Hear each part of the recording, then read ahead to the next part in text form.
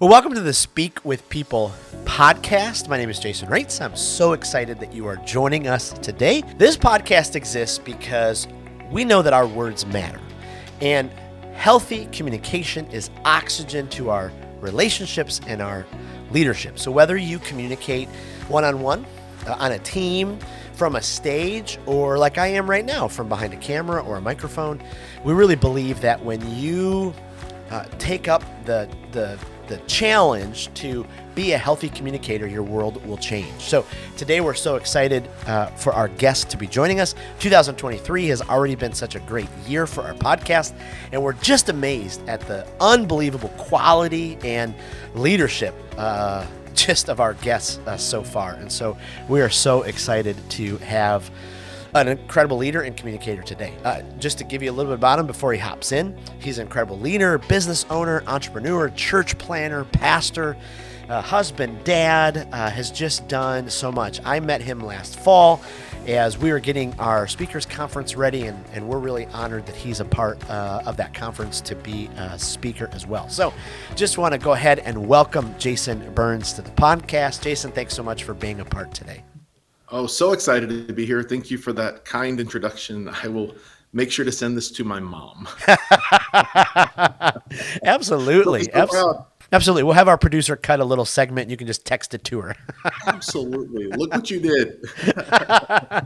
Well, hey, before we jump into some of the content, could you just give us, in your words, a little background into your story, who you are, where you come from, what you do, all that kind of stuff? Sure. Well, my wife and I live in Lakeland, Florida, which is right between Orlando and Tampa. 3 amazing kids. One of the great joys of my life is being a dad. I just love my kids so much. We pastor an incredible church in Lakeland called Access Church. Started in my living room 15 years ago, and it's grown to a few thousand people that call it their church, which is so fun. In the middle of all of that, also started a company that helps churches called Radiant Printing, and we serve several thousand churches across the country every year. Have an amazing team there. And then in my spare time, I'm a huge Dallas Cowboys fan. I'm a steak connoisseur. That's about it. That's me. Wow. So Monday night, kind of a big night then. Monday's a huge night, and it's particularly big, not just because Cowboys Bucks, and I'm a Cowboys fan. Yep. It's particularly big because every Sunday when I close out my services, I pray, and then at the end I throw in a fun little, and God help the Cowboys win tonight kind of a thing.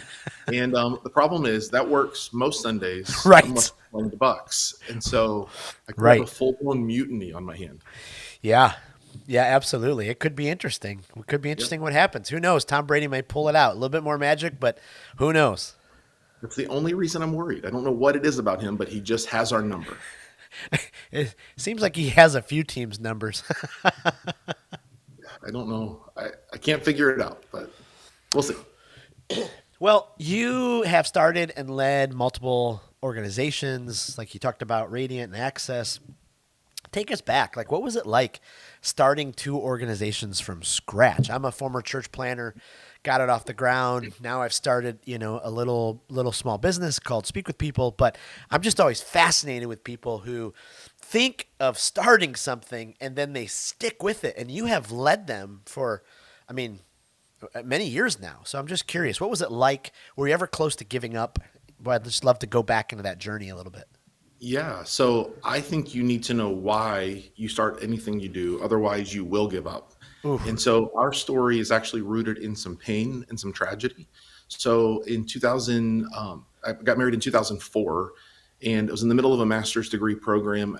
And as I was going through it, I had this sense that I was going to go be a pastor somewhere. So my heart was go be a youth pastor or a young adult pastor somewhere and climb the corporate ladder and eventually lead my own church someday.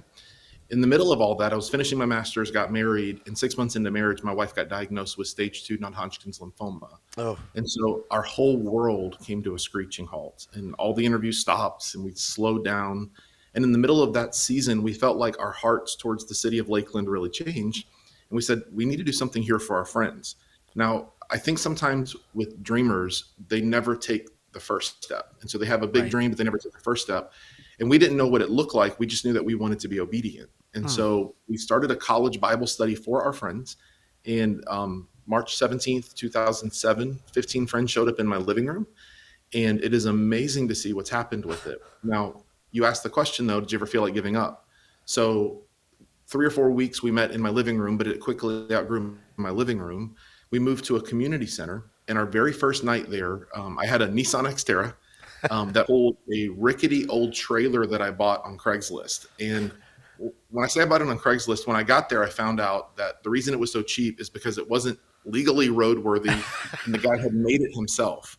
And the Oh, trailer empty by itself made my car drive at like a 40-degree angle. It felt like it was just so heavy. And so I'm already frustrated. It's our first night of having services where we are actually going to set up stuff. And so we have this service, 50 or 60 people showed up. I was pretty excited, but then comes the work afterwards. After you get the release of all that excitement and energy, then you still got to do the work. And so after the service was over, I walked out to my car. I pushed the button on my key fob, and it looked to me like it had rained or something, because it looked like there were dots of rain all over the glass. When I came around the side, I found out that someone had smashed in my windows while we uh, were like trying to serve God. In the middle of the service, someone smashed in my windows and stole all kinds of stuff out of my car. uh, And I had this moment of walking outside by myself. If you've ever read the Bible, like the book of Psalms, for example, I love how honest David is. He has these yelling matches at God. And I just said, God, you can have this. Like, I'm just done. I yep. really am. But then we kept showing up. And I really think that there's power in what Eugene Peterson called long obedience in the same direction. Mm, Keep showing up, keep doing the same thing. Like Mark Batterson says, start small, think big, and dream long. Like, just have this idea. Like, it takes a long time. So just work at it, but it's going to start small. yeah. You're going to dream big, but then think long term. Don't just worry about right now, but that's what keeps you going for the long run. Boy, that's so good. I love that quote. And as you got to the place where you were getting these things going, part of the reason I wanted to have this conversation, I mean, we could have went like many different angles because I just love your experience and where you're coming from, but I also love just how you communicate what you're for. And it's so clear. It's so succinct. And so, as you were launching these, your organization, the church and then the business, like, how did you get to the place where you figured that out? What were you going to be about? I loved how you said, start with your why, but then, how did you get to the place where you're like, okay, this is what we're going to be for, so we can kind of have an idea of how we're going to communicate that later. Yeah, you've got to determine your values early on. Mm. And I think a lot of people dream up what they're going to do before they figure out who they're going to be. And that's a big deal. So I told you the story of the church. So my wife gets cancer. I was out in the middle of a speaking season where I was speaking at camps all over the country.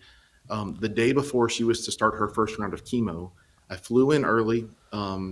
We had, I got home and she was sitting on the couch trembling in fear. They put one of those pick lines in her arm and she wouldn't even move her arm because it just felt so unnatural. Uh, And we were scared. We were 23-year-olds, 6 months oh, newlyweds. wow. And I held her and we prayed. And I just said this. I said, God, never let me forget how I feel right now. Mm. So someday we have a lot of people coming. May I never forget how I feel right now. And so I think when you remember your why, it's that people are hurting, people are in need, people are walking through things. I got an email right before we started recording this that a member of our church just passed away from Mm. cancer. And that's tragic. But Yep. it's even more tragic for the family that's left behind. And so, it's those memories. It's like, yes, we've grown and yes, we have some success now, but you have to understand why your company exists in the first place. Wow. Boy, that's so good. For you in those early days, was it a lot of what was in your heart? Did you have a team? Was it like a team process? Kind of walk us through that. Well, in the early days of the church, we were just grateful for anyone who had a pulse and showed up. Yes. That you planted a church. We did everything wrong. I had a expert leader tell me one time that less than 3% of churches that start the way we did actually make it. And so I Wow. do think there's an element of tenacity with it, but we had nobody. We had no money. We just had a picture in our heart from God of what it could be. And it's really fueled by a conviction of what should be. We have all these friends who say they love God but have no connection to church whatsoever. Something needs to be done about that. Wow. Wow. That's so good. What do you think stops people from, I mean, I know so many people personally, and there have been seasons in my life where I'm like, okay, I've got to do something about this problem. I've got to do something about this. But I didn't take the step, or I know people who didn't take the step. What do you think are some of the big things that just stop people from taking the step to pursue that or to live out that vision? Yeah, it's perfect timing for me. I literally on last Sunday started a message series at my church called Dream Year. And I said most people live between two fears. They live between the fear of failure and the fear of insignificance. Fear of failure asks the question, what will happen if I try? And we play out every worst case scenario, what it's going to cost me, my Yep. reputation, my money, my comfort. Mark Twain said, and I paraphrase, something like, I've lived through many worst case scenarios, some of which actually happened. Like most of us, we imagine the worst case scenarios. And when you do that, you pay for it twice.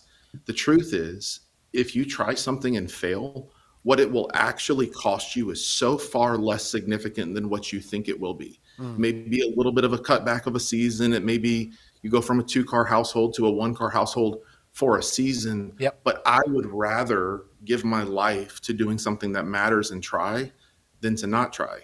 I read a book some years ago called Die Empty. And in the Mm. book, the author said he was at a conference in South Africa and the speaker asked the question. He said, what is the most expensive piece of property in the world? And you might think Hawaii, where there's scarce property, or Manhattan. But he said it's actually every cemetery you pass, because 6 feet under the ground lie the dreams of every book that was never written, every song that was never sung, every business that was never started. Yep. So there's the fear of failure. On the other extreme is the fear of insignificance. And the fear of insignificance asks, what will happen if I don't try? Right. And if you want your life to matter, if you want to make a difference, if I like to say it like this, if you want to go to bed every night feeling like that's how you live a life and that's how you live a day, Yep. you have to discover why you were made, and then you have to have the courage to take a step of faith and try. Wow. Boy, I excuse me. I love that. I just that image that you just painted for us, to lay down at night and go, okay, that's how you live a day. Like man, I resonate with that. And that is quite an incredible picture and just that'd be a great story to tell. I love that. So let's switch over for a second. So where a part of the journey, did you start the church first or did you start the business first? There's not a clear-cut answer to that, because I started the church in 2007, but I started the journey towards Radiant Printing as a graphic designer when I was probably 16 or 17 and had a primitive version of Adobe Photoshop and just tinkered with it until I got good at it. Wow. One of the things sometimes people ask is like, how do you know what you should do with your life? And it's like, follow your curiosity. And I was so curious about graphic design, and I always felt like I had an eye for like what fonts and colors and pictures went together. And I was always good at it. Well, then the reason for Radiant Printing is it took something that was my curiosity, good design, and a heart for excellence, and it married it with my love for the local church. Wow. And so Radiant Printing is a full service printing and design agency that really, and we can work with anybody, but our specialty is churches. And what I believe helped cause it to catch traction and go so quickly is, it was an area that I had some expertise. I'd spent so many years designing in the print field. Yep. And then secondly, it married itself with an area of my own giftedness and connectedness, which is the local church. Wow. Wow, I love that. Do you attribute those for why you've been able to be open all of these years? I mean, there are so many, small businesses that start, so many don't make it past year 3 or 5. I mean, here you are, employees, a team later, you've served all these thousands of churches. Do you attribute it to those? Is that why it's kind of fueled it? Are there some other, I know we have other, business owners, small business owners, people dreaming about owning a small business someday. Are there any, tips that you can give us that you've learned along the way that have helped you with this longevity, of helping so many people with your business? It's a great question. I think one of my personal values is I want to help my friends win. And when you take that principle, it applies to every part of your life. But when I applied it to Radiant Printing, what it was, churches have the greatest mission on earth, in my humble opinion. Yep. And because of that, the excellence level should be unparalleled. And so because of that, like I took the values that I have of helping my friends win, and then I paired it with an experience factor that I was able to bring to the table.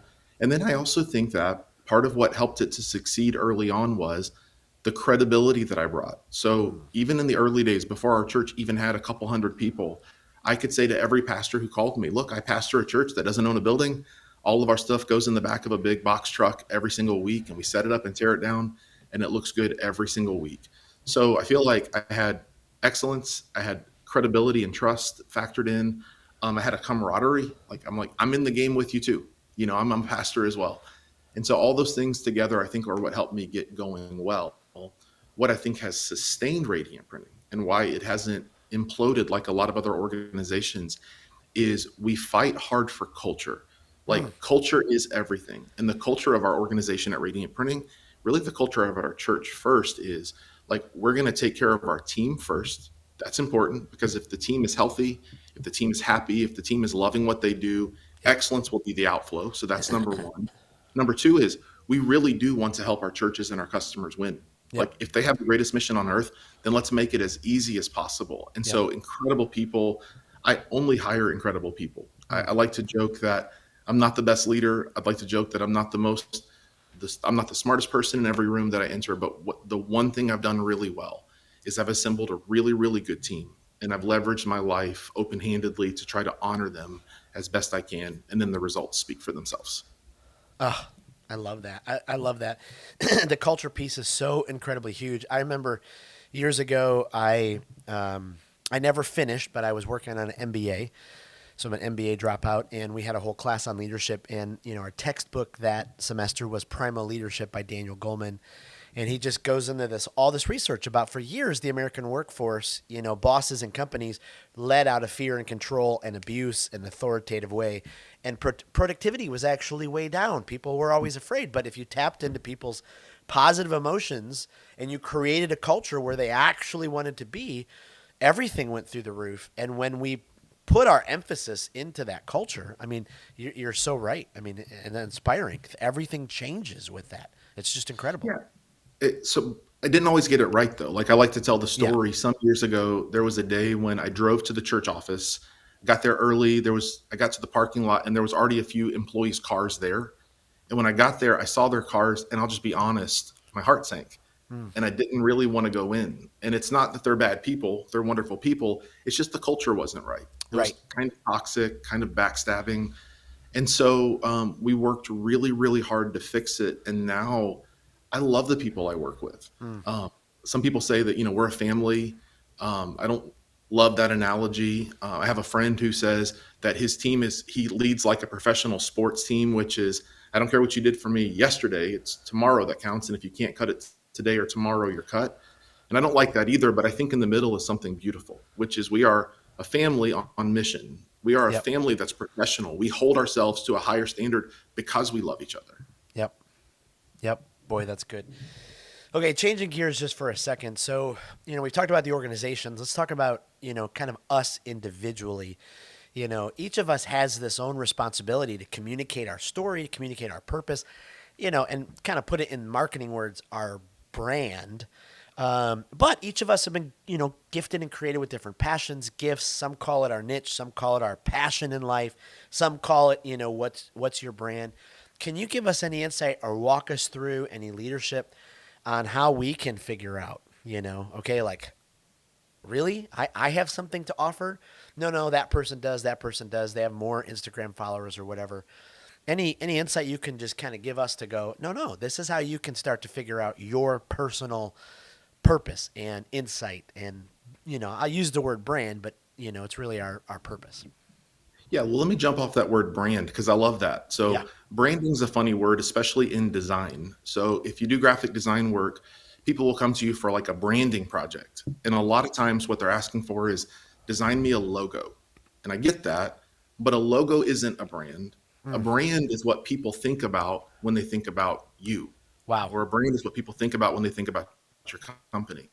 So, when you think about Nike, the brand isn't the swoosh. The brand for Nike is the feeling you get when you lace up a new pair of Jordans. It's the I want to be like Mike commercials from when we were kids. Like branding is what people think about when they think about you. So like my church has a logo and it's a good logo. It's the icon is on stickers on thousands of cars around our city. But my hope is that when people think about Access Church, they don't think about the blue arrow that is our logo. My hope is they think that, man, that's that church that paid off $1.5 million of deferred medical debt for people in our community. That's the Wow. generous church. That's the church that's making a difference. That's the Yep. church that's meeting needs. Like that, there's something I hope people feel when they Yep. think about it. And I have this belief that most people aren't intuitively thinkers first, we're feelers first. Uh, So I said that to say, how do people feel when they think of you? That's yep. the most important question you can ask if you want to build a personal brand. And the reason I say that is if you're not already naturally creating the feelings you want from people, you have to start there.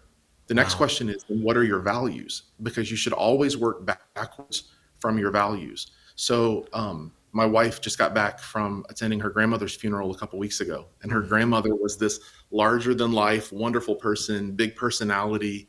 Mm. And as I was watching the funeral online, I thought to myself, I wish everybody could get a funeral before they die. Mm. And the reason is, I wish you could know all the things people think about you and the Yes. ways people love you. And if you think with the end in mind and you work backwards, what are the things you want to be known for? So in my family, we literally we codified this. We have a personal what is it called? Like an emblem drawn for our family, like a coat of arms for our family. And the Wow. Burns family, if you're going to be a part of the Burns family, we're going to be we're going to be people of honor, we're going to be people of love, and we're going to Mm. be irrationally generous. These are our three things. And so my hope is that if you get to know me, you're going to be like, man, that guy is honoring not just of me, but of everyone. That that love just flows freely from him. And then I want to live open-handedly. I want to be the most generous people that I know. So now when you know that, then you work backwards. And what I've found is a lot of people spend so much time focused on, well, what do I do? What do I do with my life? Instead of figuring out who do I want to become? From a Christian standpoint, from a pastor standpoint, I think that when you figure out that, and then when you pair it with this idea that uniquely woven into the tapestry of how God made you are giftings and talents and abilities. And when those giftings and talents pair with your curiosities and then your personal values, Yes. what you want to do with your life will find you. Mm. It's so easy. So like in my life, I love the Lord with all of my heart. I really do. I have a desire to help people grow, to take a next step closer to God. And then because of that, like I'm always going to put people first. So if you come to my church, what you're going to find is an incredibly welcoming, unbelievably irrationally generous group of people Mm. who are all in process trying to grow together. Like it flows from how God wired me. It flows from my giftings and it flows from my curiosity. Boy, that's good. Boy, that's good. Yeah, I was listening to Rory Vaden the other day. He's a motivational speaker, does a lot of coaching, but now he has a business where he just helps individuals figure out their brand. And it's just fascinating as I listen to that podcast and then now I'm listening to you, talk about that. How many people would be able to take such amazing steps forward in their own life if they realized that they did have that kind of purpose, they did have their own brand, and then they ran towards that. You talked about the funeral idea. Was reading Donald Miller's book Hero on a Mission, and he has a daily plan where he wrote his eulogy because he's like I want to write out the type of thing that I want people to I want to live that kind of life for people. I've officiated so many funerals, and the one that sticks out is the moment where I walked up to these two teenage boys. They were probably 17 and 18, and I said, "Okay, your mom would like you both to speak, about your dad." And they both looked at me and said, "We have absolutely nothing good to say about him. We will not do that." And I Mm, thought, "Oh my goodness, I don't want to ever be well. When I die, I won't be in that position, but I don't want to ever put my kids in that position. So mm, one of my personal, values is that I want to be close to my kids. I want to help them in every way. So, I mean, it's just so incredibly powerful. What advice would you give people who want to communicate their brand, communicate their purpose? Once they figure it out, are there things that we can do with our life to communicate it and, kind of share it with the world? Yeah, I think the greatest piece of advice I'd give you is once you figure out what your life is going to be about, spend all of your time communicating what you're for. Oh, So many businesses, companies, individuals, they're railing against what they're against yes. instead of standing up for what they're for. And so the best advice I could give you is like, if you listen to me talk about my church, I'm never going to compare it to a church down the street. No, no. We're irrationally generous. We are the most kind, loving, gracious people. Like all of my language talks about what we're about, not the stuff that we're against. And sure, I could stand on a street corner with a sign holding up the list of sins that personally offend me, or but Yep. like that never changes the heart of anyone. The world's full of cynics, critics, and haters. The world needs more people who are alive, living out the giftings and talents that God's given to them. Wow. Wow. I absolutely love that. Kind of shifting, corners a little bit again. We have, people listening to this on all different kind of places in their leadership. What's some advice you would give a younger leader, or maybe not a younger leader, just someone new to start, starting something? Either they want to plant a church, or they want to start a business, or they want to start a nonprofit. Is there any tips you would give them, to think about before they kind of walk through that process? Yeah. Well, the first one is it takes an irrational amount of courage to pursue the dreams in your heart.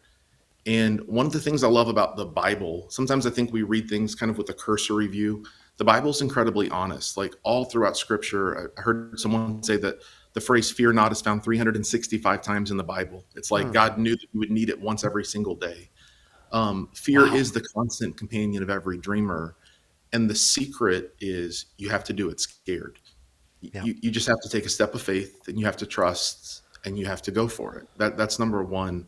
The second thing I think is so important for so many dreamers, and the reason I think that the thing I think they should work on is not just don't just do it scared, but like give yourself permission to start small. Like it doesn't have to be a grand slam right away. Like the dream in your heart is like driving towards a mountain.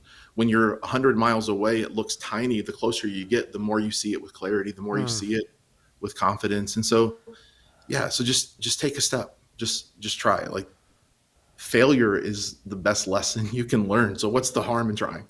Wow. That's so good. Are there any habits that you kind of employ in your daily life? Vanessa Van Edwards, who's written a couple of great books, Q's being one of them, just about her company, The Science of People. But she talks about how we have like these gremlins. Probably a person of faith would say, well, it's the enemy lying to us. Yeah. But these gremlins or the enemy's voice, who are just trying, who's planting all that fear in our lives. Do you have any daily habits that you employ that you think maybe help suppress some of those voices, those negative voices, those gremlins, all of that kind of stuff? Yeah. So I'll give you a spiritual answer, and then I'll give you a practical answer. A spiritual answer is I have to know where my confidence comes from. Yeah. Like it's not self-confidence. Self-confidence is a myth. I actually have an idea for a book called Holy Confidence, Mm. because I do think that we're not called to be cocky, but we are called to walk in faith or confidence. But the reason it's holy confidence is the confidence doesn't come from me. The confidence comes from that's one. But Yep. number two, I kind of think that a lot of people make excuses and they'll blame it on, well, I'm an introvert. Well, I'm this. I'm not extroverted. I'm not courageous. I'm not. Well, if you have kids and your kids were kidnapped, what would you do? Mm. You wouldn't make excuses. You'd make progress. You Yep. would do whatever it takes. Like you wouldn't say, well, you got them. I'm an introvert. It is what it is. You would do whatever it takes. And so I think when we remember our why, I think like as a pastor, there are days that I have to come back to that prayer I told you about on the couch. Yep. I think that there are times when I can get myself so busy doing stuff instead of remembering why does this even exist. Yeah. That's that. And then on a practical habit, I think that you've got to figure out when are you at your best. So Mm. for whatever reason, doubt creeps into me at night, but in the morning I have unbelievable quiet, I have unbelievable clarity, and for whatever reason, the way I'm wired, if I get up about 4:30, I can get 2.5 to 3 hour work done before my kids even get out of bed, and I can get more done in confidence, not in doubt, Wow. in quiet before my kids even wake up. Sometimes Love it's that. more than I accomplish for the rest of the day. Right. Wow. Boy, that's so good. Isn't that amazing? I mean, when you find that sweet spot, and then you're able to just tap into that. It's something else. I remember years ago when I planted my church, and my staff would make fun of me because I'd go to bed by 8:30 or whatever because I, like you, am an early riser, and they'd make fun of me, and I was like, hey, just so you remember, like, I've been up since 4:30 and already worked, like Mhm. those 3.5 extra hours that you were still sleeping. Well, the secret sauce there is you've got to figure out when you're at your best. Yeah, So when I was starting Radiant Printing, I would real deal work until the wee hours of the night, but I could do that kind of work at 11, 12, 1, 2, yeah, 3, 4, right? But when I did my doctoral program a few years ago, I would try to stay up late and I would stare at a cursor blinking at me and I couldn't write a single word. mm, But if I got up at 4:30, I could write 10 to 15 pages before my kids even got out of bed. wow, So figure out when you're at your best and guard that because again, surely doubt will creep in if you're trying to do your best work at your worst possible moments of energy. So right, guard your heart, guard your time. wow. How important is it to surround yourself with people who believe in you, encourage you, but will then, also speak the truth. I mean, I feel like we live in this world where, it's well documented, but we're always looking at someone else's highlight reel. I Mhm. just think about, can the game changer be, those closest people? Wondered, how they are in your life. Well, I start with this idea that you can only be loved to the extent you're known. And so I think Wow. you have to ask the question, who knows you? Like, who really knows you? So that person you're comparing yourself with on Instagram, they don't know you. They don't know your struggles. Yep. And the truth is, conversely, you don't know them. You know the manicured, edited version of them that they want you to see. Yep. So I think we become like the 4 or 5 people we surround ourselves with the most. And so I think you should be intentional about friends. In Yep. the last 5 years or so, I've gotten intentional, not just about friends. I mean, I'm blessed. I work with my best friends. That doesn't work for everybody. It works really well for me. But more than that, in the last 5 years, I've really sought out mentors as well, Mm. and I bring ideas to them before. I bring thoughts after a decision was made or after an event was held, and I just ask, help me get better. Yeah. And there is something so freeing in that, like we're not perfect. We are in progress and process. So let's surround ourselves with people who only push us forward. Wow. That's so good. That's so good. Well, one of the things that I'm just so honored, that you agreed that you would be a part of the speakers conference in March. And so, our our new company, we're hosting this event where, really for people who daily are presenting something, they're standing from stages, they're influencing people from behind a camera. Like, we have to continue growing in our craft. Many of us who have a gift of communicating, it will only take us so far. But then, I mean, even like you were talking about with the mentors, like, we need people who can speak into our lives to help us level up to go to that next level. So we're just so honored that you're joining us in March. For If you could just kind of speak to maybe the listener or the person who's been, kind of thinking about it. Do I really need to make this kind of trip or investment or, you know, that kind of time to invest in my communication? I'd love any of your thoughts on that, to the person who's thinking about those kind of things. I've heard multiple leaders say that as the leader gets better, everything gets better. Yeah. And so one of the things we have to decide if you're going to lead anything is I'm a constant student. I plan to give the rest of my life serving at my church. And a few years ago, I went back and got my doctoral degree just because I wanted to stretch myself. I Wow. wanted what I call the gift of disorientation. I wanted my brain to hurt a little bit. We need that. And when you're a communicator, you communicate one on one with people, but you also have the ability, and no matter how you communicate, to communicate to masses of people, your life gets multiplied. And I want a better and better version of my voice to be multiplied over and over and over through whatever channels of influence that I have. Mm. And so that's the bottom line. And so, again, whatever you do in life, if you're a politician, a pastor, a leader, a preacher, whatever you are, you have influence. And so Mm. stewarding that influence is a big deal. And so I think conferences like yours I'm excited. I'm excited to speak, but I'm honestly more excited to learn because as we learn, as we get better, everything in our churches, everything in our businesses, everything in our corporations gets better. That's right. That's so good. Well, hey, before we let you go, thought we'd just ask you a couple rapid fire questions. People can kind of keep getting to know you. Fun. So I'll just hit you with a couple. First one, what's the best vacation location? Vacation location. That's a lot to say. That you've ever been to. Okay, so I have to delineate. There's three kinds of things. There's trips, there's vacations, and then there's adventure. A trip is when you take your kids, Right. and so the trip was Hawaii. We went this summer with my kids. That was amazing. Wow. Vacation. My wife and I went to Europe. We spent a week in Italy and in Spain. That's a Oh. vacation, no kids.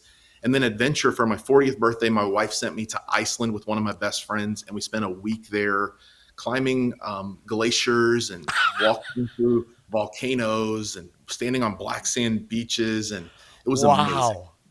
Okay. Wow. Okay. Second question. If you had to eat one meal for the rest of your life, what would it be? Rest of my life. Man, a New York strip, medium rare, loaded baked potato, and instead of a vegetable, give me a slice of pizza, and then banana pudding for desserts. Sounds delightful. Last question. Last year was one of the books that kind of the books that you read that kind of stuck out among the most, kind of made you think a ton. Okay, do you want an honest answer, or do you want a good answer for your podcast? No, hit us with the honest answer. I'd love it. Honest answer is, after doing my doctoral program where I'd read a stack of books that was like 3 feet high, I struggled to read for fun. Yep. For fun. And so what I've started doing is I've started reading more the doctoral way, which is to read through a book quickly to get the information out of it that you can. Yep. And the two authors that I get the most out of reading that way are Patrick Lencioni. I love his writing. It is Yes. so formative. And then Simon Sinek. I love yeah. him. And then anything by Malcolm Gladwell. Oh yeah, absolutely. Oh, Awesome. I'm sorry.